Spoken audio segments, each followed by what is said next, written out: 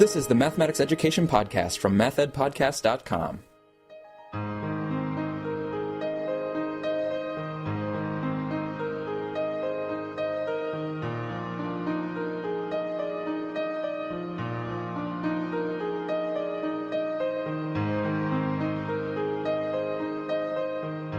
Welcome to the Math Ed Podcast. I'm Sam Otten from the University of Missouri, and with me right now I have William Zahner. I'm going to be calling you Bill, if you don't mind. That's perfect. That's okay. How we go. He's an assistant professor in the School of Education at Boston University, and we're going to be talking today about his forthcoming article in Journal of Mathematical Behavior that's in Volume 31. It's entitled Mathematics Teaching Practices with Technology That Support Conceptual Understanding for Latino and Latina Students. So thanks for coming and being here with us. All right, thanks for having me. This is great to be here. So I want to actually just start by backing up a little bit and asking you about your dissertation advisor, just to give us some background on where you're coming from. Sure. So my dissertation was called How to Do Math with Words, Learning Algebra Through Peer Discussions. And I did my graduate studies at UC Santa Cruz, and my advisor was Judith Moskovich. Oh. And my study was looking at how students learn to reason about rate and linear functions in the context of peer discussions. And so it was a 6-week study in a classroom in California, in a bilingual algebra classroom. And it was bilingual, so there's some connection there too to what we're going to talk about here with Latino and Latina students. So can you kind of set for us the project from which this study falls out of? Sure. So this study was a extension of the Scaling Up SimCalc study. And I should explain a little bit of the background. That, as a graduate student, I was a fellow with the Center for the Mathematics Education of Latinos and Latinas. Okay. So CEMELA is what we call it for short. Uh-huh. And so I was a fellow with CEMELA. And so this paper grew out of a collaboration between researchers from CEMELA and researchers from SRI International who are working on the Scaling Up SimCalc study. Okay. And so this project and this paper in particular grew out of that collaboration. So this actually wasn't out of my dissertation, but the topic was in some ways related to what I did in my dissertation study as well. And I've used SimCalc in some of my methods courses and with master's students in teaching, but I was wondering, just in case there's some listeners that aren't familiar with SimCalc, can you give just a quick nutshell of what that looks like? Of course, yeah. So the SimCalc is a project that was started by Jim Caput at UMass Dartmouth more than 15 years ago. And the basis of SimCalc is the idea of relating multiple representations of functional relationships and helping students relate these multiple relationships as a way to create powerful learning opportunities. And so SimCalc is a software tool that has dynamically linked graphs, tables, equations, and animations of motion. And one of the famous quotations from Caput was that technology by itself is, without good curriculum, isn't worth the silicon it's written on. And I think that he's making the point that the technology works together with curriculum. And so he designed both the technology with the dynamically linked representations and also curriculum units targeting concepts about rate of change, slope, even accumulation of change, so looking at the inverse of the rate. Right. And showed that students, very young students, can actually do some really complex mathematics, particularly when they have the feedback of the SimCalc environment and a really well-written curriculum unit. Yeah. And instant feedback, too. I mean, it's as they are manipulating something, they're seeing really the effects that it's having. Exactly. Yeah. And there's some great studies that have come out of it. And it's been a really interesting project across the years. And so the Scaling Up SimCalc study, this particular larger study that we grew out of, was a study that the purpose was to see whether or not SimCalc and the positive results that they had observed, starting with individual students and then with the classroom, whether that could be scaled up across a larger group. Thanks. So that leads us to the study that we want to talk about today in JMB about supporting conceptual understanding with Latino and Latina students. So can you now kind of situate us towards that particular study? Sure, absolutely. So the results of the Scaling Up SimCalc study first of all, showed a significant and pretty large main effect that the SimCalc treatment was, in fact, beneficial for students. And that was measured using an assessment that was designed to be aligned with a curriculum unit that used SimCalc to teach rate and proportional reasoning. And the treatment group of teachers received training on using that unit, and the control group received the typical kind of business as usual professional development and taught their business as usual units on the same topic. Okay. And then in the study, they went ahead and did the experiment, and it's a delayed treatment design so that the control group actually got SimCalc the second year of the study. Okay. And they found this main effect was significant, and then also found that within subgroups of students, so by gender or high SES, low SES, and by language status, they found that there was still a main effect or an effect. And so that led to our collaborators at SRI International contacting us at Semela at UC Santa Cruz, and built this collaboration to investigate and kind of probe what was going on with the students who are classified as English learners. Why was SimCalc successful with them? And in particular, the unit was designed in a way to be accessible, but it wasn't necessarily tailored towards the needs of English learners. And right. so they it really wasn't designed for the purpose of having the main effect for English language learners. It just was a sort of happy coincidence that it was having an effect on that population. Right, exactly. And so there were some questions about what was it about the teaching practices that SimCalc teachers were doing. So I'm going to call the treatment teachers the SimCalc teachers because it's easier to say and doesn't sound so clinical. So what were the SimCalc teachers doing that that worked, and that worked particularly with linguistically diverse students? Okay, and so then with this paper, you're starting to look more closely at that particular question. Exactly. And so what was the setting, what was the data that you were looking at for this paper? So the overall study had, I think it was 48 treatments, excuse me. Okay, 48. 48 treatment classrooms.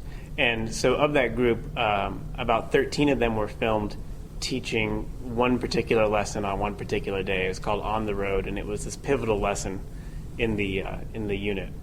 And then of those 13, 3 of them were in the Rio Grande Valley, and which is a very highly linguistically diverse section of Texas, and also an area where Spanish is as common as English in the out-of-school experience. And so just a very, very linguistically diverse community, and with students who have lots of different language backgrounds.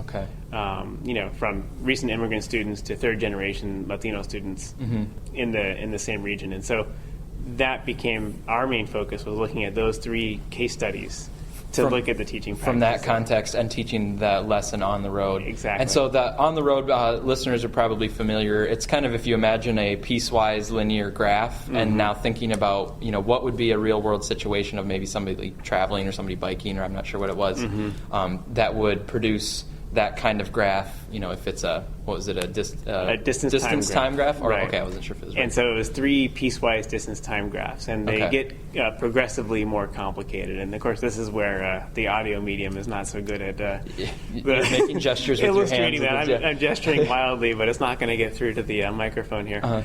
And so the way that the lesson was written, there were 3 graphs that got progressively more complicated. And so the first one showed, I think the van was traveling at a constant rate, and this bus was traveling fast and then slowed down, and then, or 2 constant rates, I should say, to be technically correct. Right. And then the second graph shows a horizontal segment. Right. And we know from previous research that when students are looking at a distance time graph and they see a horizontal segment, they almost always say it's going at a steady pace, or it's continuing along, or they're never quite sure what to make of that, at least at first. That's a pretty challenging For that thing. horizontal segment, they almost want it to be a speed versus time graph instead of a distance versus time graph. Right. So informally, we might say that. It's pretty hard because it's one of those kind of transitional concepts, right? But that's what happens, is they'll say, oh, it's going along at a steady rate, or so on. And then when there's a negative slope line, which, in the canonical interpretation means going backwards, people might then go to more of a speed-looking graph, right, and say, oh, it's slowing down until it got back down to 0, stopped, and then started up again. So that's what the lesson was about, was looking at these 3 different graphs, and the students were asked to tell a story about each graph, describe what happened, using more precise language, so describing the speeds of each vehicle at each time.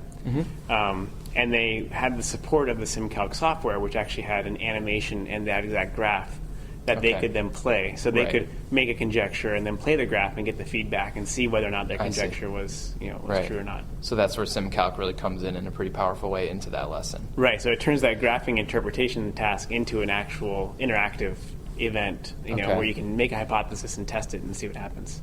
You mentioned the three teachers that you were looking at. So in the article, you refer to them as Teacher N, Teacher E, and Teacher M. So I'm going to ask you, to talk about some of the themes that emerged when you were looking at those different classrooms of Teacher N, Teacher E, and Teacher M. Sure.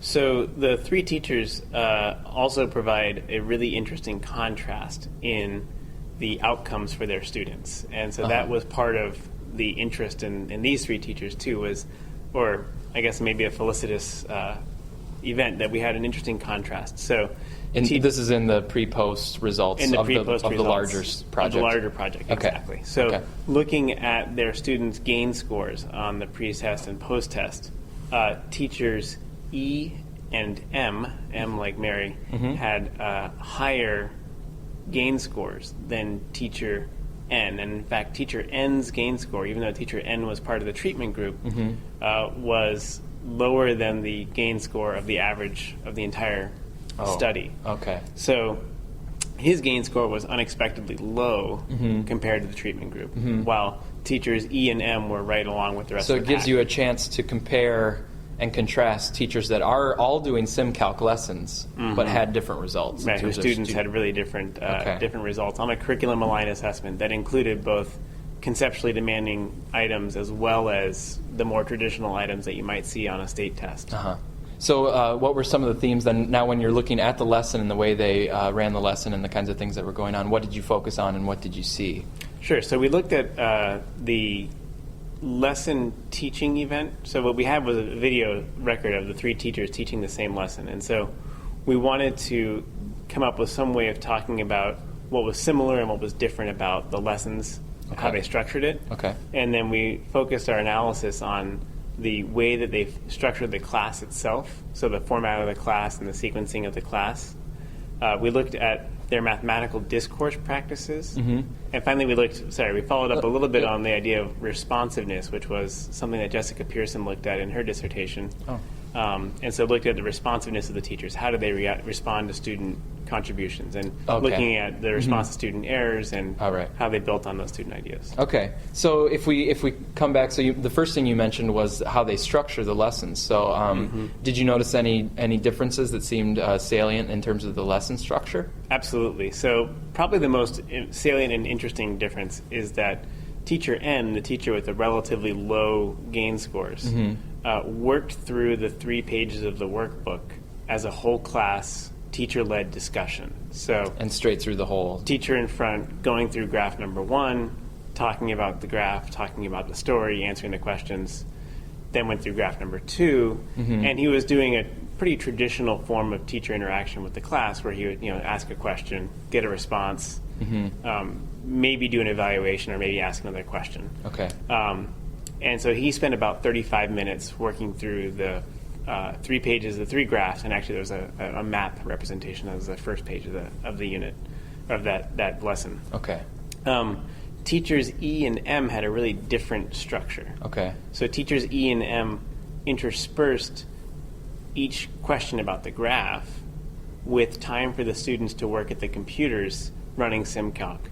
So the students had time to run SimCalc, and the teachers would circulate among the groups and talk to students individually or as groups, ask questions and so on. So students had that time to interact with each other around the technology. Now, were students gathered around, like several students around a single computer, or was it that each student had a computer, or how did the groups? Generally, each student had a computer, but they were sitting in such a way that they were side by side. They were still kind of grouped. So they were grouping or interacting with each other as well. And but each student had their own computer in both teacher E and teacher M's classroom. And so what we noticed was that teacher E and teacher M both alternated whole class teacher-led discussion with time for the students to work individually or consulting with a neighbor around the SimCalc software. And then they would come back and share out. And so there was an interesting alternation, and both of them had this sequence. And teacher E had a much slower pacing than teacher M, actually. But they both followed that same structure. And again, so remembering that this is a very linguistically diverse population of students, in the small group, are they interacting in English? Are they talking in Spanish? Are they It wasn't immediately clear on the tapes. Okay. The video was focused on the teacher. Okay. And the microphone was focused up there. Usually the teacher was wearing a microphone. So we couldn't hear the students interacting all that much. Okay. I think in Texas that most schools are English only. Okay. So I think that the majority of the whole class discussion is in English. Right. But the small group discussions, I think there's a lot more variation. Could go, Right. depend on the students and what they kind Right. of decided to do with that Yeah. time. And actually, and teacher N, I should say, did code switch occasionally. Okay. In front of the class. Okay. So he actually would intersperse Spanish words every once in a while. Okay. So we have kind of that difference in structure between teacher N and teachers E and M. And then you said you also focused on some of the mathematical discourse practices, and did you notice any themes emerging as you looked across the three teachers there? Absolutely. So one of them that maybe is an interesting thing that we didn't find, which I think is noteworthy to point out, is that the use of key words, key terminology, was virtually the same across all three teachers. So if you chose a keyword like constant rate, all three teachers said something like that. Either constant speed, constant rate. So the key mathematical terms or vocabulary from this lesson showing up in all three transcripts. All three transcripts. Right. They're being used and with relatively equal frequency. Okay. However, when you dig a little deeper, the way that the terminology is introduced and the way that it's used by the students and the teachers together appeared to be really different. And so there's this dialogic or this discourse part that appears to be quite important in understanding why there's a difference in how the students are appropriating this key terminology.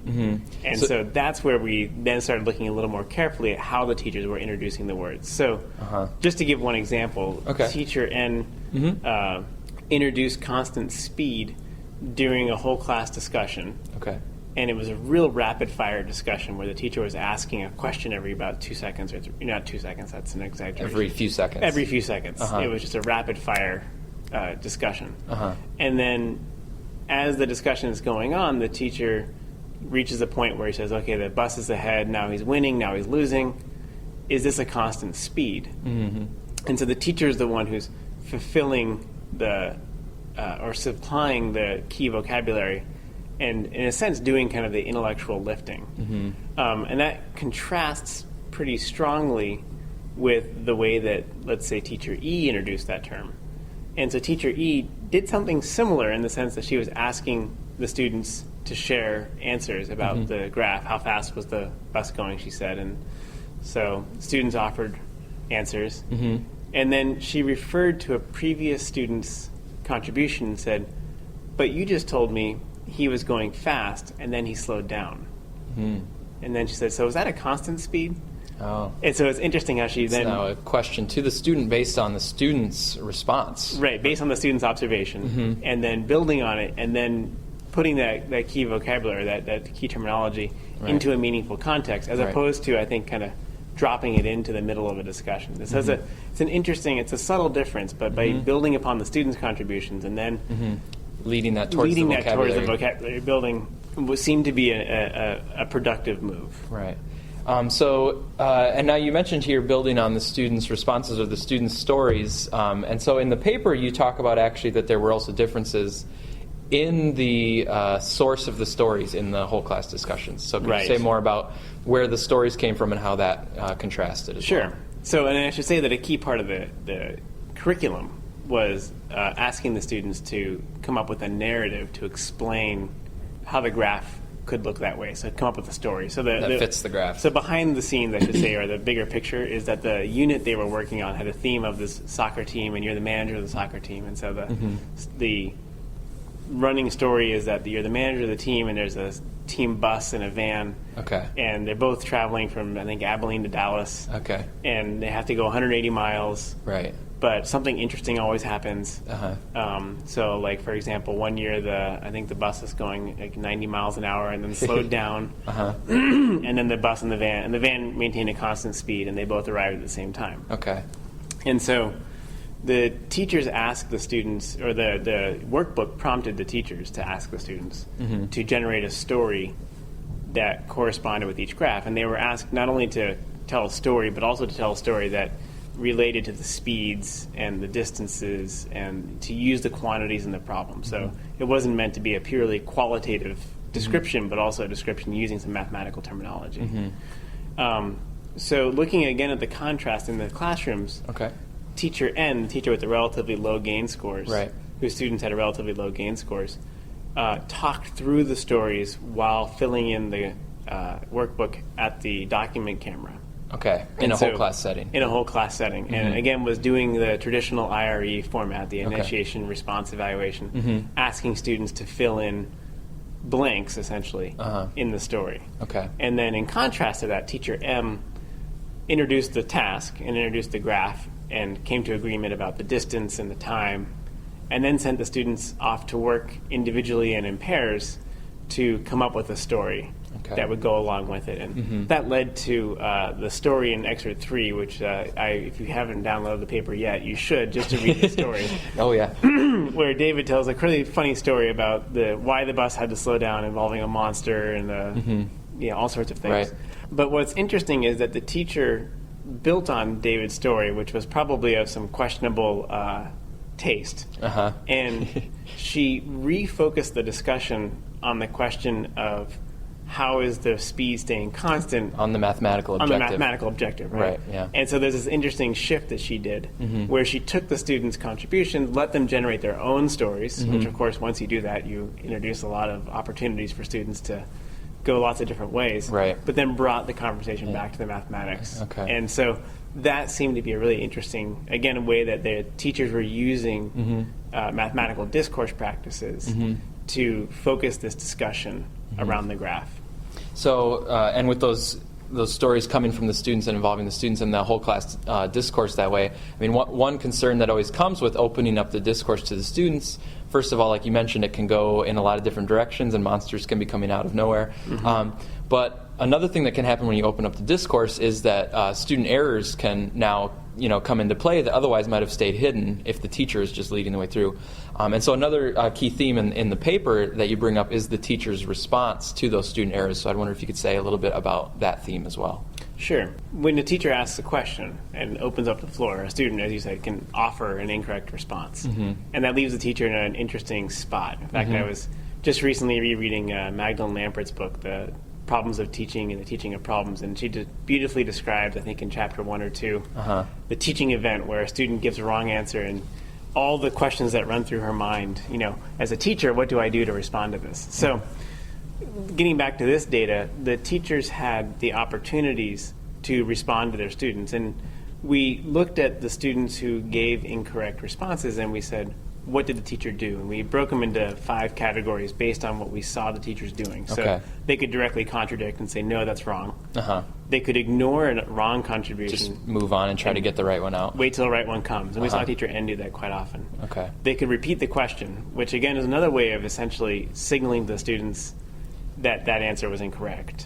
So it's an indirect signal, but students are familiar with that verbal routine. Yeah. Another option is to repeat the inaccurate contribution and solicit further student feedback. So it's like repeating the question, but it is acknowledging the student contribution, but then asking for more feedback. And then maybe the last one is to ask a clarifying question. Now, there are other possible responses, and we talk about that. But these are the ones that you saw. These are the ones that we saw. In this lesson that you looked at. Right. Okay. So there might be other things like pressing for reasoning, asking a student someone else to explain what just happened, and so on. Yeah. So, and we broke that up into that list of 5 ways of responding, and we, based on the previous literature in this area, said, well, the first 3 responses, so directly contradicting, ignoring, and repeating the question, are relatively low level because they're not really pushing the students to engage back with that answer.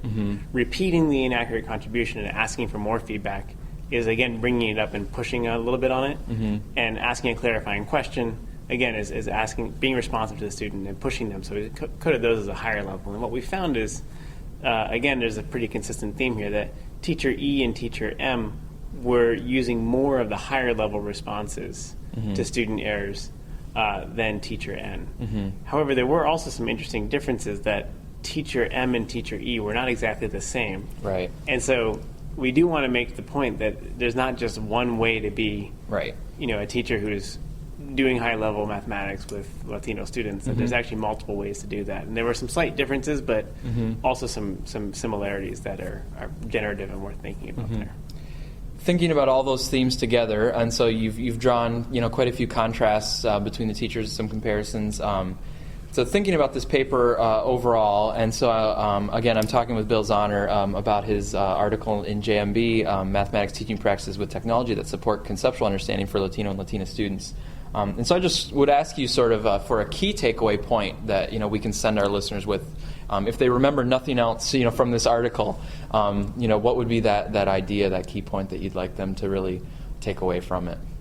Well, I think probably the most important one is that the common sense responses that many people express about linguistic diversity in the classroom. Mm-hmm. So, for example, I need to give direct instruction of vocabulary because my students don't know the content-specific vocabulary or they're learning the language of instruction. Mm-hmm. We did not see a lot of evidence that is what we didn't see any evidence, I should say, that the teachers who were who had students who were high achieving in this study, mm-hmm. they were not engaging in those practices. And in fact, they were doing the opposite in some ways. So building on students' contributions instead of supplying the key vocabulary. Okay. Or pre-teaching it even. Mm-hmm. And engaging in mathematical discussions with students in a linguistically diverse classroom rather than the teacher dominating the talk. So mm-hmm. the key takeaway is that these practices are generative and productive, and the technology appeared to facilitate and provide a nice shared referent, if you will, mm-hmm. For building that discussion, mm-hmm. But built an opportunity for Latino students to engage from a linguistically diverse region of Texas to really engage in high-level mathematics and to show that competence on a test that involves some really conceptually demanding items. Mm-hmm. So that's interesting that you mentioned that because we happen to be talking at PMENA in Kalamazoo, Michigan, and last night Jo Boaler gave the plenary talk where she mentioned some of the critiques of a student-centered approach and this sort of conceptual approach to teaching mathematics. And she cited some of the critiques, which is that this is fuzzy mathematics or that it doesn't get to the rigor that mathematicians and other people in the mathematics field really think, and it is characteristic of mathematics to have that rigor. And so could you kind of maybe echo Jo's point or add on to Jo Boaler's point about this rigor and how you're seeing it in these classrooms that you looked at with respect to the conceptual teaching? Sure, absolutely. So the tension and the challenge is that there's a perception mm-hmm. that in a discourse-intensive classroom, the mathematical rigor is decreased. Right. Especially when students are volunteering wrong answers or using informal language. Yeah, exactly. Right. And so the critique or the perception that is that's promoted is that is less rigorous or that's fuzzy. Right. And the response to that, I have a couple responses, but one of them is that the results of lots of learning studies show that the learning process is a kind of a zigzag process, mm-hmm. and that students learn new things by relating it to what they know, mm-hmm. by breaking new ground, by lots of false starts, mm-hmm. And so on. And so creating a learning environment where that's happening, the mm-hmm. talk is not going to sound like a textbook. Mm-hmm. And especially when the ideas are in development still. Right, yeah. Exactly. And so there was an interesting contrast, actually. As I was working on this paper, very early on, I was also taking a graduate abstract algebra class. And I had the opportunity to listen to a professor mm-hmm. lecture about abstract algebra. Mm-hmm. And it was fascinating because he was transcribing the textbook very precisely onto the board. Yeah. And everything he said was absolutely accurate. I think I took that class. And I don't think I understood quite everything until I went home and studied really, really hard myself. Right. And you have to yourself try to go through the process of, yeah. Right. And here I am, a very highly educated math major, very highly motivated student. Mm-hmm. And so this idea that just simply throwing a rigorous presentation at students mm-hmm. is going to result in deep conceptual understanding mm-hmm. I think might work when your students are graduate students in a mathematics lecture, mm-hmm. but they probably will not work the same with seventh graders mm-hmm. in a typical school. Mm-hmm. And so I think that's part of the tension that we see, is that the standards for rigor mm-hmm. that work at certain levels aren't necessarily the same. And in fact, I should add that in the mathematics classroom, the teacher would actually change his this is really informal and not a research-based finding. Right. This is my purely, ethnographic observation. But it was fascinating. He would change his whole voice and timbre as he went from the lecturer to then giving commentary about the lecture he just done and explaining it in informal terminology. Right. And so it was he really kind of steps out and. Oh yeah, and actually, so I was tempted to bring a recorder to class and start recording this, and I was so fascinated by it, this interaction where he would say, "Okay, now I'm lecturing," and he would take out his notes and transcribe. Right. And then he would say, "Okay, so what we just did is we made an isomorphism," and then he would. So it was just fascinating to see that same process where really the learning, I think, was that interaction. Right.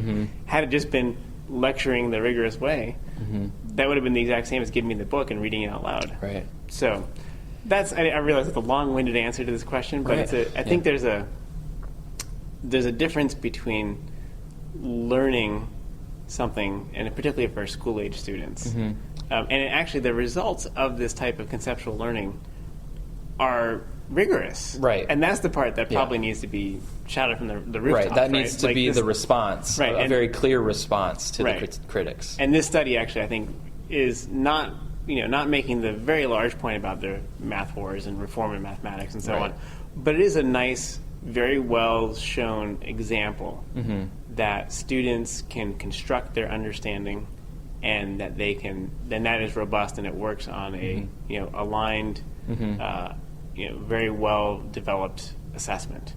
And that, I think, is an important point to make, that there is a lot of deep conceptual learning happening. And if there are students that are English language learners, that if a teacher has a tendency to want to help them out and support them by starting to sort of spoon feed the vocabulary or sort of tell the story for them and say, do you understand this story? That teachers need to fight that temptation, because that's not that might be counterproductive. The effort to take the language out of the math might also take the math out of the math, and that's not going to work. Right. So that's, maybe that's the real pithy takeaway. Right. That you can't take the language out of math, and if you try to, you're essentially taking most of the mathematical reasoning out. Right. All you're left with is bald computations, and that's not mathematical reasoning. That's not like in the Common Core standards, the mathematical practices, and so on. So I've been talking with Bill Zahner about his article in JMB in volume 31, and I also want to give you a chance to acknowledge your co-authors, because obviously this wasn't a sole labor, a sole product. No, not at all. So I need to make sure I do give full effort, full credit. So to Griselda Velazquez, who was a co-graduate student with me at UC Santa Cruz, Judith Moskovich, my advisor, Phil Vahey from SRI International, and Teresa Lara Malloy, also from SRI International. Great. So my final question for you is a little bit different. I'm actually just curious, if you weren't doing math education, if it was kind of an alternate life, what would you be doing instead of math ed? Well, in my early 20s, I discovered cycling, and I really fell in love with it. It's finally a sport that I really enjoyed, and maybe it's the time to be contemplative while riding your bike, and interspersed with moments of sheer terror when you're riding through the city and getting run over or almost run over.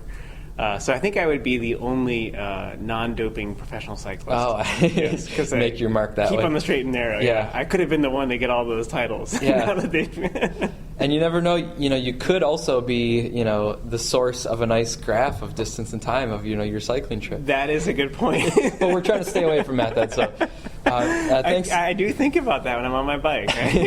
What this would look like if you had SimCalc hooked up to the rear wheel or something. Oh yeah, exactly. Thanks, Bill, for being here and talking about your study. All right. Well, thanks very much. I appreciate this chance to share my work. Thank you.